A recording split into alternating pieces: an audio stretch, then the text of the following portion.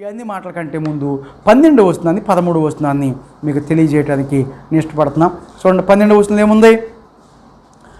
బాధింపబడు వారి పక్షమున యెహోవా యాజ్యమాడుననియు. ఎవరంట? మనం నీతిగా ఉంటూ అర్థమవుతుందా? వాళ్ళ మార్గంలోకి పోకుండా ఎంత బాధింపబడినా, ఎంత హింస కలిగినా, ఎంత అర్థమైనా ఆకలి కలిగినా, ఎంత లేమి కలిగినా యేసయ్య మార్గంలో పడిపోకుండా నిలబడుకుంటూ వెళ్ళిపోతుంటే ఆయన ఏం చేస్తాడంట? సహాయము చేస్తానని చెప్తున్నాడు. చూడండి, అక్కడ 12వ వచనం చదవండి. బాధింపబడు వారి పక్షమున యెహోవా యాజ్యమాడుననియు, దరిద్రులకు ఆయన న్యాయము తీర్చుననియు నేను ఎరుగుదును. దరిద్రులకు న్యాయం తీర్చేవాడు. యేసయ్యలో ఉండి దరిద్ర స్థితిలో ఉన్నాడు ఒక ఆయన. ఎవరండి? దరిద్రుడు అని రాయబడింది, అవునా కదా? లాజరుకి ఏం రాయబడింది? దరిద్రుడైన లాజరు అని రాయబడింది. పాపం ఆయన నాకు స్వస్థత కలిగించని ప్రార్థన చేయలేదేమో.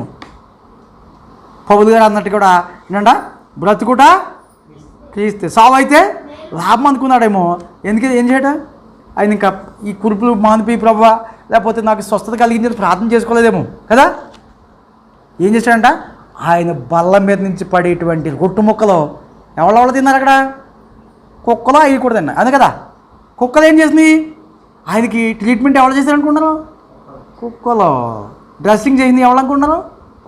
కుక్కలు లాగుతుంటే ఏం చేసి అంట? సైతుగా ఉండి అంట. అది సీమ్ పొక్కులు. సీమ్ మీకే అసహ్యమా? మీ కురుపులు మీకే అసహ్యమా?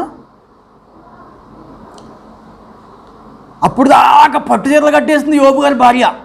ఆయన కురుపులు వచ్చేటప్పటికి ఏమంటుంది? దేవుణ్ణి దూషించి నువ్వు మరణం అవ్వచ్చు కదా. ఆయన ఏమంటున్నాడు? అలాంటి భర్తలు ఉన్నారంటారా? అలాంటి భర్తలు ఉన్నారా? బాధించబడి వారికి ఆయన సాయం చేశాడా లేదా? అలాంటి భర్తలు ఉన్నారంటారా? ఉన్నారు కాబట్టే ఈ భూమి మీద మనం ఉన్నాం ఇంకా, అవునా కదా. యేసయ్యలో ఉన్న స్వాతీకము. యేసయ్య కూడా అన్నాడు, ఏమన్నాడు? ఆ ముళ్ళు గుచ్చేతంటే, ముళ్ళేనా ఇక్కడ గుచ్చేతంటే, మేకులు కొట్టేతంటే ఏమన్నాడు ఆయన? ఏమండే వీళ్ళ ఏం చేస్తున్నారో వీళ్ళ కళ్ళు కనపడట్లేదు, అవును కదా. వీళ్ళ మైండ్కి ఏం లేదు, చీకటి మైండ్ వీళ్ళది కదా. నా వెలుగు చూడలేరు వీళ్ళు. నా మాటలు వీళ్ళకి అర్థం కావు, అర్థమవుతాయా? నేను ఎవరో వీళ్ళకి తెలియదు అసలే.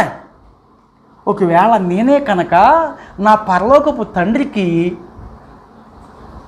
మొర పెడితే ఏమవుతున్నాడు?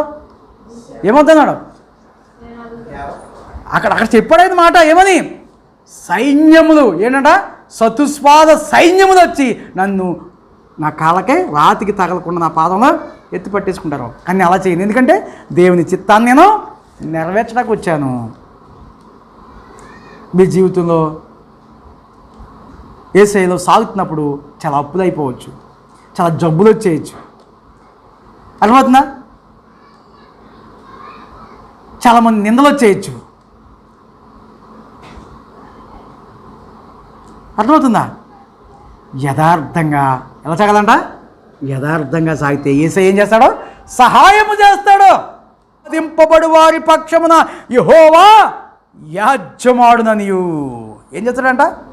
ఆ దరిద్రులకు ఆయన న్యాయము తీర్చుననియు. ఎంతో ఐశ్వర్యంలో నుండి యోబు గారు ఎక్కడికి వచ్చాడు? దరిద్రపు స్థితిలోకి వచ్చాడు, అవును కదా. ఆయనకున్న ఐశ్వర్యంలో మంది ఎంత అంటే గోలు కూడా కాదు. ఉందా? ఊరు దేశమందు యోబు అని ఒక మనుషుడు ఉండెను. అతడు యథార్థవంతుడు, న్యాయవంతుడై దేవుని యందు భయభక్తులు కలిగి చెడుతనను విసర్జించి వాడు. మూడవ వస్తువు ఆఖరి లైన్లో ఉంటుంది. తూర్పు దిక్కు జనులందరిలో అతడే గొప్పవాడిగా ఉండేను అన్న. తూర్పు దిక్కు జనులందరిలో అతడే గొప్పవాడిగా ఉన్నాడు. Only one man. ఆయన దీవించాడు. ఎందుకంటే దేన్ని బట్టి దీవించాడు? యథార్థతను బట్టి, నీతిని బట్టి. యథార్థతను బట్టి, నీతిని బట్టి.